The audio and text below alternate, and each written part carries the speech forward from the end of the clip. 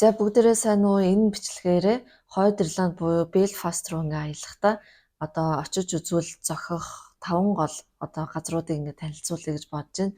Би өөрөө тийшээ 3 удаа явж исэн. 2 удаа болохоор яг 7 оны машинтай өглөө бүр эрт 5 цагаас яваа. Тэгээд тэр хавийн нэлээд олон газрууд үзэж байгаа. Тэгээ орой бараг 8-9-ийн үед эргэж ирдэг. Тийм бүхэл өдрийн аялал байж болдог. Эсвэл яг нэг аялын компаниуд байдаг шүү дээ. Жуулчдын аваа явдаг.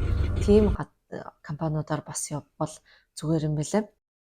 Белфаст руу болохоор Давлан хотын төвөөс за нэг 2 цаг гаруй орчим машинаар яваад очичдаг. За тэгээд байгаль нь бол нэр үнэхээр гоё. Ялангуяа 100 очих юм бол үнэхээр гоё идэг. За эхний газар болохоор Giants Causeway гэж байгаа. Энэ газрын онцлог болохоор 5-7 тэгш бус талтай 40 мянга орчим ийм чулуун хадууд байрладаг. Эдгээр чулуунууд нь болохоор за нэг ойролцоогоор 50-60 сая жилийн өмнө галтуулын лав урсж агаад хөрөөд тэгээд ийм тогтоц бий болоход нөлөөсөн гэж үздэг.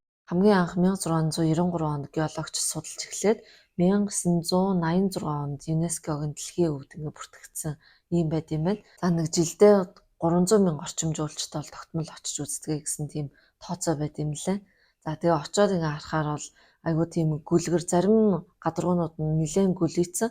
За тэгээд би бараг 2 жилийн зайтай очиж байгаа бах. Тэгэхээр сүүлд очиод бол тэр чулуунууд нэлээд их харалцсан байсан. Өмнө нь нэг 4 жилийн өмнө хамгийн анх очиход болохоор айгуу тийм бордуу юм байсан. За тэгээд 90 жил хэрэг тусмал өнгө нь хувирал жоохон өөрчлөгдөд байгаа юм байна л гэж анзаарсан. Хоёр дахь газар нь болохоор Dark Hills гэж байгаа. Энэ болохоор нэлээд ийм өрмөс тогтцтой том моднууд байрладаг.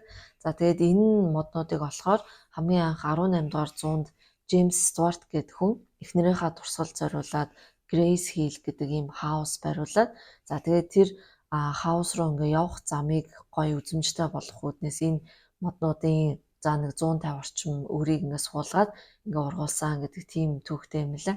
Энэ газар болохоор Game of Thrones гэдэг кино байдаг шүү дээ. Тэрний зарим зураг авалтыг бол хийсэн гэдэг нэлээд алдартай. За тэгээд дээрэс нь Belfast Game of Thrones-ийн студио туурас байж идэг. Тэр нь болохоор яг Game of Thrones-ыг үзсэн хүмүүст айгуу тийм сонирхолтой заавал очиж үзэхээр тийм газар байна гэдэгжсэн.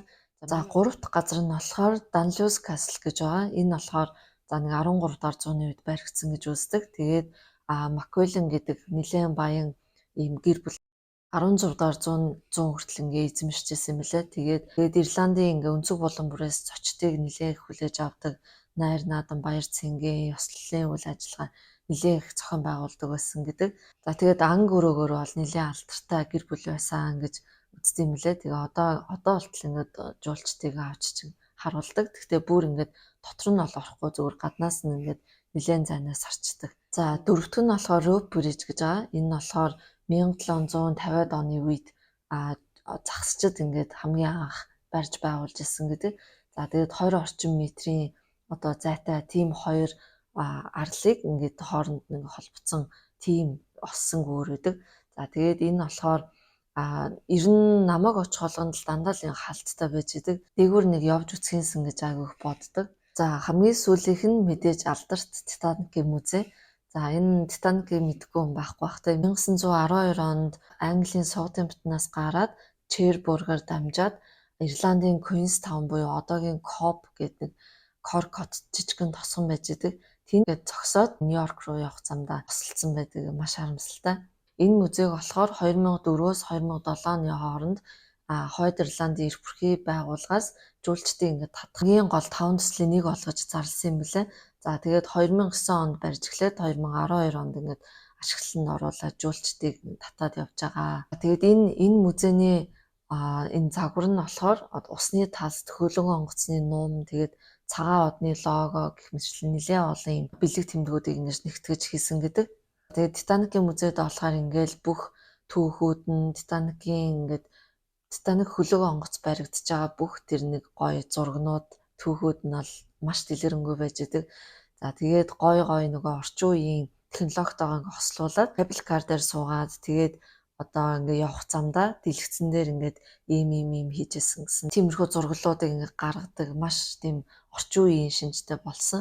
За тэгээ зарим хүмүүс болохоор айгүй уйтгартай л гэдэг. Надад бол энэ бол үнэхээр ингээ түүхийн өмнө музей гэдэг утгаараа бол үнэхээр гой санагддаг. Би ингээ 2 удаа орж үзсэн.